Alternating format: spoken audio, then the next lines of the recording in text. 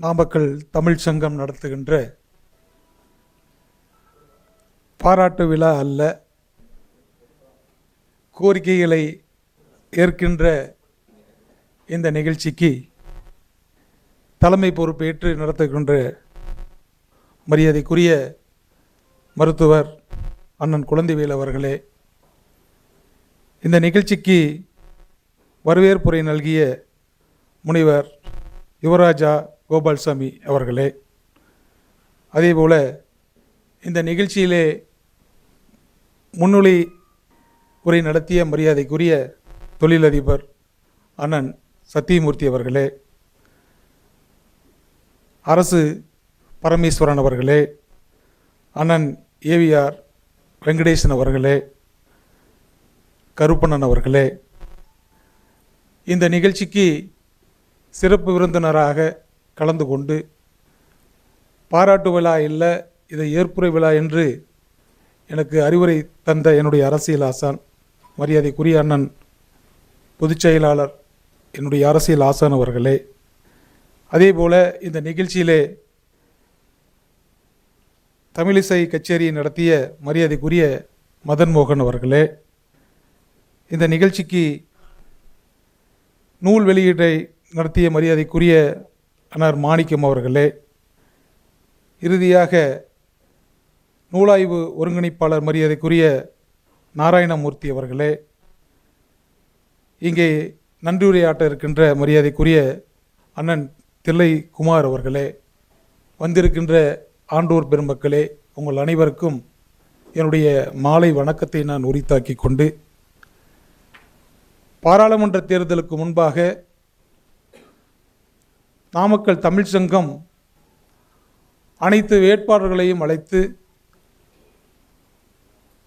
நீங்கள் வெற்றி பெற்றால் என்ன செய்வீர்கள் என்ற ஒரு கருத்தரங்கத்தை நடத்திய பொழுது, அன்றைக்கு தேர்தல் பிரச்சார களத்திலே நான் இருந்த காரணத்தினால் என்னால் அந்த நிகழ்ச்சிக்கு வர முடியாத அந்த இடத்தை நிரப்பிய என்னுடைய மரியாதைக்குரிய பொதுச் செயலாளர் அவர்களுக்கு என்னுடைய நெஞ்சார்ந்த நன்றியை நான் இந்த நேரத்திலே தெரிவித்துக் கொள்ள ஆசைப்படுகின்றேன். அன்றைக்கு நான் பேசுவதை விட எங்கள் வேட்பாளர் வந்தால் இதையெல்லாம் செய்வார் என்று அவர் எனக்கு அறிவுரை சொன்னது மட்டுமல்ல, உங்களுக்கு வாக்குறுதியும் கொடுத்து விட்டு சென்றார். அந்த வாக்குறுதியை கண்டிப்பாக இந்த 5 ஆண்டு காலங்களில் கண்டிப்பாக நிறைவேற்றிய தீர்வேன் என்ற அந்த உறுதிமொழியோடு தான் இன்றைக்கு 152வது நாளாக பதவியேற்ற நாள் இன்றைக்கு உங்கள் முன்னால் என்று பேசிக்கொண்டிருக்கின்றேன். மரியாதைக்குரிய பொதுச் செயலாளர் அவர்கள் கொங்குநாடு மக்கள் தேசிய கட்சி என்ற ஒரு அமைப்பை உருவாக்கி எங்களை எல்லாம் அதிலே ஒரு உறுப்பினராகி 15 ஆண்டு காலமாக அவளோடு பயணம் செய்து கொண்டிருக்கின்றோம். இந்த நாடாளுமன்ற உறுப்பினராக மரியாதைக்குரிய அண்ணன் ஏகேபி சின்ராஜ் அவர்களை உருவாக்கிய பொழுதும், அவர் சட்டமன்ற உறுப்பினராக ஆக்கி வரும் பொழுதும், அதற்கு முன்னால் இது ஒரு சமுதாயத்தை சேர்ந்த கட்சி என்றுதான் ஒட்டுமொத்தமாக பறைசாற்றி கொண்டிருந்தார்கள். ஒரு பாராளுமன்ற உறுப்பினர் வந்த பிறகும், ஒரு சட்டமன்ற உறுப்பினர் வந்த பிறகுதான் இன்றைக்கு மக்கள் மத்தியிலே இவர்கள் பொதுவானவர்கள், அனைவருக்கும் எல்லா செயலையும் செய்யக்கூடியவர்கள் என்ற அந்த ஏற்புரையை இன்றைக்கு மக்கள் ஏற்றுக்கொண்டிருக்கின்றார்கள். இன்றைக்கு ஒட்டுமொத்தமாக இன்றைக்கு இந்த மாவட்டத்தில் இருக்கின்ற அனைத்து சமுதாயங்களையும் அனுரைத்து செல்கின்ற ஒரே தலைவர் அண்ணன் ஈஸ்வரன் என்பதிலே எந்த விதமான மாற்று கருத்தும் இல்லை. அதை நீங்கள் தினப்பொழுதும் பார்த்து கொண்டுதான் இருக்கிறீர்கள். அப்படித்தான் எங்களுக்கு சொல்லி வளர்த்திருக்கின்றார்கள். அதே போல கட்சியினுடைய கொள்கையே நேர்மைதான்.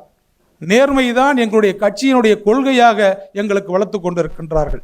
அரசியல் என்று சொன்னால் அது சாக்கடையை, அதிலே யாரும் செல்லக்கூடாது என்று நினைப்பவர்களை தாண்டி அந்த சாக்கடையை அள்ளுகின்ற ஒரு உறுப்பினராக எங்களை எல்லாம் அங்கே ஆக்கி கொண்டிருக்கின்றார்கள் என்பதுதான் நிதர்சனமான உண்மை என்பதை இந்த நேரத்திலே நான் பதிவு செய்ய ஆசைப்படுகின்றேன். அப்படித்தான் இன்றைக்கு நாடாளுமன்ற உறுப்பினராக இந்த நாட்டிலே இந்த ஊரிலே எத்தனையோ பெரியவர்கள் இருக்கிறார்கள், வசதி படைத்தவர்கள் இருக்கின்றார்கள், எத்தனையோ அனுபவசாலிகள் இருக்கின்றார்கள். அதையெல்லாம் தாண்டி எனக்கு ஒரு வாய்ப்பை என்னுடைய பொதுச் செயலாளர் கொடுத்திருக்கின்றார்கள். அதையெல்லாம் நீங்கள் ஏற்று எனக்கு ஒரு 30,000 வாக்கு வித்தியாசத்திலே வெற்றி பெற செய்திருக்கிறீர்கள் என்று சொன்னாலும், தமிழகத்திலே குறைந்தபட்ச வாக்குகளை வெற்றி பெற்றாலும் ஒரு நிறைவான பாராளுமன்ற உறுப்பினராக இந்த 5 ஆண்டு காலங்களிலே நான் கண்டிப்பாக இருப்பேன் என்ற உறுதிமொழியை இந்த இடத்திலே கூறி, அதே போல அன்றைக்கு அண்ணன் அவர்கள் பல கோரிக்கைகளை உங்களிடம் சொல்லியிருக்கிறார்கள். அதாவது இங்கு இருக்கின்ற லாரி தொழிலாக இருந்தாலும் சரி, அல்லது கோழிப்பனை தொழிலாக இருந்தாலும் சரி, அந்த தொழில்களுக்கெல்லாம் ஒரு பாதுகாவலனாக என்னுடைய பாராளுமன்ற உறுப்பினர் இருப்பார் என்ற அந்த கோரிக்கையை சொல்லியிருக்கின்றார்கள். அதே போலதான் இன்றைக்கு கோழிப்பண்ணை தொழிலுக்கும் லாரி தொழிலுக்கும் முதல்வர்களை அணுகி லாரிக்கு நலச்சங்கம் அளிக்க வேண்டும் என்ற அந்த கோரிக்கையை நாங்கள் வைத்திருக்கின்றோம். அதே போல முட்டை ஏற்றுமதி அந்த மண்டலமாக இந்த மண்டலத்தை உருவாக்க வேண்டும் என்று இன்றைக்கு அதே முதலமைச்சரிடம் தான் சொல்லியிருக்கின்றோம். அதே போல விமான விரிவாக்க மையத்துக்காக 170 ஏக்கருக்கு மேலே எடுக்க வேண்டும் என்ற அந்த கோரிக்கையும் இன்றைக்கு பாராளுமன்றத்திலே அங்கு இருக்கின்ற அமைச்சரவைகளை சந்தித்து அவர்களுக்கும் கோரிக்கையை வைத்திருக்கின்றோம். அதே போல இங்கே வருகின்ற ரயிலெல்லாம் நின்று செல்ல வேண்டும் என்பதற்காக முதலிலே வந்தே பாரத்தை நிறுத்த வேண்டும் என்பதற்கான கோரிக்கையும் அங்கு இருக்கின்ற நம்முடைய அமைச்சர்களிடம் சொல்லி இன்றைக்கு நிறுத்தியிருக்கின்றோம். இன்றைக்கு போடிநாயக்கனூரிலிருந்து செல்லுகின்ற அந்த துரந்தோ எக்ஸ்பிரஸையும் இங்கே நாமக்கல்லில் நிறுத்த வேண்டும் என்ற அந்த கோரிக்கையும் இங்கே நாங்கள் வைத்திருக்கின்றோம். அதே போல சங்ககிரியிலே அங்கே இருக்கின்ற இன்டர்சிட்டி, சென்னையிலிருந்து கோயம்புத்தூரிலிருந்து சென்னைக்கு வருகின்ற அந்த இன்டர்சிட்டி சங்ககிரி மக்களுக்கு தேவை என்பதற்காக அங்கே அந்த வண்டியை நிறுத்த வேண்டும் என்ற அந்த கோரிக்கையும் நாங்கள் வைத்திருக்கின்றோம். இப்படி பொதுவான வாழ்க்கைக்கு பொதுவான மக்களுக்கான கோரிக்கைகளை எடுத்து சொன்றுதான் சென்று கொண்டிருக்கின்றோம். குறிப்பாக சில விஷயங்களை மட்டும் நான் சொல்ல ஆசைப்படுகின்றேன்.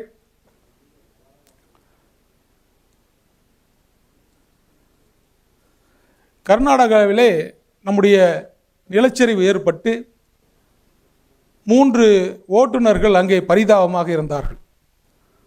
அன்றைக்கு அங்கு இருக்கின்ற எம்பியிடம் கூறி அந்த வேலைகளை துரிதப்படுத்தி அங்கு இருக்கின்ற அந்த சடலங்களை மீட்டெடுத்து வெகு விரைவாக இந்த நாமக்கல் கொண்டு வந்ததிலே எங்களுடைய பெரும்பங்கு இருக்கின்றது.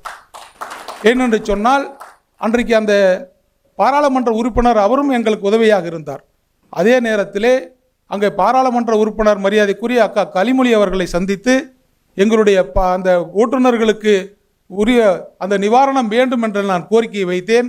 அதே சமயத்திலே முதலமைச்சரிடம் மரியாதைக்குரிய அன்னார் அவர்களும் அந்த கோரிக்கையை வைத்தார். ஒரே மாதத்திலே ஒவ்வொரு ஓட்டுநர்களுக்கும் மாதம் அந்த 3 லட்சம் ரூபான அந்த நிதியை முதலமைச்சர் அவர்கள் கையால் நாங்கள் கொடுக்க வைத்திருந்தோம். அதே போல இப்படி எண்ணற்ற சுங்கச்சாவடிகள், இன்றைக்கு சுங்கச்சாவடி ஒரு மாநகர பகுதிகளில் இருக்கக்கூடாது என்ற ஒரு சட்டம் இருக்கிறது என்பதை சொல்லி இன்றைக்கு சுங்கச்சாவடியை இன்னும் 10 கிலோமீட்டருக்கு அந்த பக்கம் தள்ளி வைக்க வேண்டும் என்ற அந்த கோரிக்கையும் நாங்கள் வைத்திருக்கின்றோம். அது வெகு சீக்கிரம் அந்த நிகழ்ச்சி கண்டிப்பாக நடந்தே தீரும். அதே போல நாமக்கல் அரசு மருத்துவமனைக்கு பலமுறை ஆய்வுகளுக்கு சென்று அங்கே சுகாதாரம் பேணி காக்கப்படுகிறதா என்பதை பார்க்கும். நேற்று கூட அந்த மருத்துவமனைக்கு செல்லும் பொழுது அங்கே வருகின்ற கழிவு நீர்களை சுத்திகரிக்கப்படுகின்ற அந்த ஆலை இயங்காமல் நின்று கொண்டிருந்தது. உடனே அங்கே இருக்கின்ற அதிகாரிகளை அழைத்து, நீங்கள் இங்கே வருகின்ற கழிவு நீரை அப்படியே அணைத்தால் அங்கே இருக்கின்ற பக்கத்தில் இருக்கின்ற கிராமங்களுக்கெல்லாம் செல்லும் பொழுது அங்கே இருக்கின்ற குடிநீர் பாதிக்கப்படுகிறது, அதை ஏன் நீங்கள் அதை இயக்காமல் வைத்திருக்கிறீர்கள் என்ற அந்த அறிவுரையை கூறி அங்கே தொடர்ந்து அந்த ரீசைக்கிளிங் அந்த மிஷினை கண்டிப்பாக இயக்க வேண்டும் என்ற அந்த கோரிக்கையை நாங்கள் அங்கே வைத்து விட்டு வந்திருக்கின்றோம். அதே போல நாமக்கல் ரயில் நிலையத்துக்கு பலமுறை ஆய்வு சென்று அங்கே 8 கோடி ரூபாய் மதிப்புள்ள திட்டங்கள் அது மிக ஸ்லோவாக வேலை செய்து அங்கே நடக்கின்ற வேலை மிக ஸ்லோவாக போயிட்டு இருக்குது. அதுக்கப்புறம் அதை துரிதப்படுத்த வேண்டும் என்ற அந்த கோரிக்கை வைத்த பிறகு இன்றைக்கு அதை வேகமாக துரிதமாக நடந்து கொண்டு இருக்கின்றது. அதே போல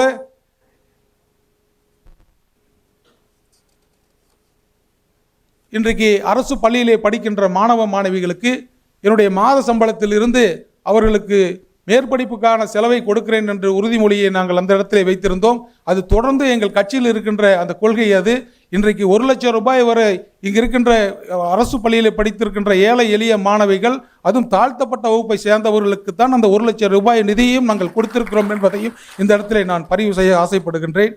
அதே போல நாமக்கல் மாவட்டத்திலே 1 கோடி பனை விதைகளை விதைக்க வேண்டும் என்று நம்முடைய மாவட்ட ஆட்சியருடைய கோரிக்கையை ஏற்று மோகனூர் பகுதிகளிலே 15,000 பனை விதைகளை எங்களுடைய அமைப்பை சார்ந்து சேர்ந்து அத்தனை பேரும் அங்கே விதைத்திருக்கின்றோம் என்பதையும் இந்த இடத்திலே நான் பதிவு செய்ய ஆசைப்படுகின்றேன். அதே நேரத்திலே பாண்டமங்கலம் அரசு மேல்நிலைப் பள்ளியிலே 100% தேர்ச்சி பெறுகிறார்கள் மாணவிகள். ஆனால் அங்கே ஒரு ஆசிரியர் பற்றாக்குறை இருக்கிறது. அதை தொடர்ந்து போராடி அங்கே கல்வி அமைச்சரிடம் பேசி அதற்குண்டான பணி நிறைவேலை இன்று சரி செய்திருக்கின்றோம் என்பதையும் இந்த இடத்திலே நான் சொல்லிக்கொள்ள ஆசைப்படுகின்றேன். கோழி சார்ந்த ரிக்கு சார்ந்த தொழில்களுக்கு நலவாரிகள் அமைக்க வேண்டும். பல ஆண்டு கோரிக்கைகளாக இருக்கக்கூடிய, அதாவது கொடுமுடியிலிருந்து நொய்யல் அந்த புலிக்கல் பாளையம் வரை இருக்கின்ற அந்த பாலத்தை உடனடியாக அமைக்க வேண்டும் என்ற அந்த கோரிக்கையை எங்கள் வைத்திருக்கின்றோம். மோவனூர் ஆற்றின் அருகிலே கதவணை அமைக்க வேண்டும் என்ற அந்த கோரிக்கைகளை வைத்திருக்கின்றோம். அதேபோல நாமக்கல் கவிஞர் ராமலிங்கம் பிள்ளைகளுக்கு அவர் பிறந்த மண் மோகனூரிலே அவருக்கு சிலை அமைக்க வேண்டும் என்ற அந்த கோரிக்கையை நாங்கள் வைத்திருக்கின்றோம். எருமப்பட்டி பகுதியில் இருந்து கொல்லிமலைக்கு செல்வதற்கு இயல்பான ஒரு சாலை இருக்கின்றது. அது குதிரை வழி சாலை என்று சொல்வார்கள். இன்றைக்கு இங்கிருந்து கொல்லிமலைக்கு செல்வது அங்கே எருமப்பட்டி வழியாக சென்றால் கிட்டத்தட்ட 10 கிலோமீட்டருக்கு மேல் குறைவாக ஆகக்கூடிய ஒரு சூழல் இருக்கின்ற காரணத்தால் எருமப்பட்டி பகுதியில் இருந்து கொல்லிமலைக்கு ஒரு மாற்றுப்பாதையை அமைக்க வேண்டும் என்ற அந்த கோரிக்கையும் நாங்கள் வைத்திருக்கின்றோம்.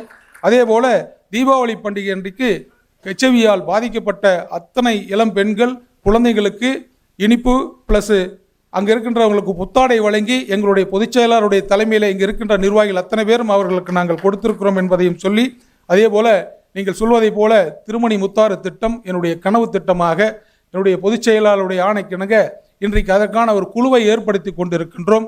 அப்போ நம்முடைய அண்ணன் சத்தியமூர்த்தி அண்ணன் கூட அந்த விஷயங்களை பேசும் பொழுது கண்டிப்பாக அந்த முயற்சியை நீங்கள் முன்னெடுங்கள், அதற்கு நாங்கள் முழுமையாக உறுதுணையாக இருக்கிறோம் என்ற அந்த உத்தரவாதத்தை கொடுத்திருக்கின்றார். கண்டிப்பாக அந்த திட்டத்திற்கு உண்டான அத்தனை விஷயங்களையும் நாங்கள் பொதுச் செயலாளருடைய ஆலோசனைப்படி கையில் எடுத்துக்கொண்டு கண்டிப்பாக அதுக்கு உண்டான பயணத்தை தொடருவோம் என்ற அந்த நேரத்திலே கூறி, இன்றைக்கு MP குறைதீர்ப்பு கூட்டம் என்ற ஒரு குழுவை உருவாக்கி வாட்ஸ்அப்பிலே பல நிகழ்வுகளை நாங்கள் சரி செய்து கொண்டிருக்கின்றோம். ஒவ்வொரு ஒன்றியம் வாரியாக ஒரு மோகனூர் ஒன்றியம் என்று சொன்னால் ஒரு மோகனூர் ஒன்றியத்துக்கு ஒரு குறைதீர்ப்பு குழு அப்படி என்று போட்டு இன்றைக்கு 1 மணி நேரத்திலே பல குறைகளை தீர்த்து கொண்டிருக்கின்றோம்.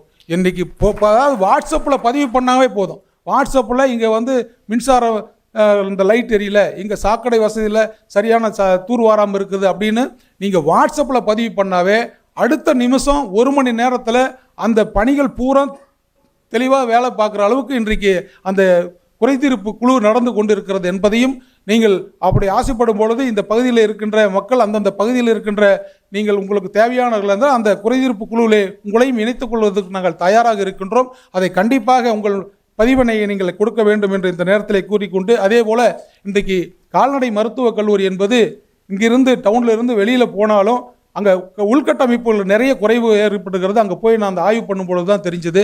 அதற்கான அந்த மருத்துவ அன்னைக்கு அதிகாரிகளை பார்த்து அவங்களுக்கு கூட சம்மந்தப்பட்ட செயல் அலுவலர்களை பார்த்து இன்னும் அந்த ஏன்னா இன்றைக்கு கிருஷ்ணகிரியில் இருந்தும் கரூரில் இருந்தும் ஈரோட்டில் இருந்தும் கோயம்புத்தூரில் இருந்து கூட நம்முடைய கால்நடை மருத்துவக் கல்லூரிக்காக விலங்குகளை கொண்டு வந்து அங்கே மருத்துவம் செய்து கொண்டிருக்கின்றார்கள். அப்படிப்பட்ட அந்த கல்லூரியில் அங்கே இருக்கின்ற மருத்துவமனை சில நேரத்துகளிலே மழை நீரால் அழிவுபட்டு அந்த பக்கம் ரோடெல்லாம் சரியில்லாமல் இருக்குது.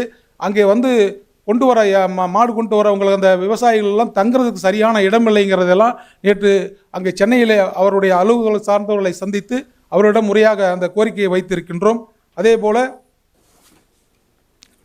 நகரில் இருக்கின்ற சாயக்கழிவு அது மிகப்பெரிய ஒரு தலைவலியாக இருக்கின்றது. இங்கு இருக்கின்ற அந்த நீரானது ஒட்டுமொத்தமாக இன்றைக்கு STP மூலமாக வெளியில் சென்றாலும் அது சுத்திகரிக்கப்படாமல் அது அப்படியே இன்றைக்கு சேந்தமங்கலம் சாலை முழுவதும் சென்று தூசூர் வரை செல்கின்றது. பல்லாயிரக்கணக்கான ஏக்கர் நிலங்கள் இன்றைக்கு விஷத்தன்மையாக மாறிக்கொண்டிருக்கின்றது. அதை கண்டிப்பாக மத்திய அரசிடமிருந்து ஒரு மிகப்பெரிய நிதியை வாங்கி கண்டிப்பாக இந்த பகுதியில் இருக்கின்ற அந்த கழிவு நீரை சுத்தப்படுத்துகின்ற அந்த தொழில் அந்த இடத்துல செய்ய வேண்டும் என்பது என்னுடைய முக்கிய நோக்கமாக இருக்கிறது.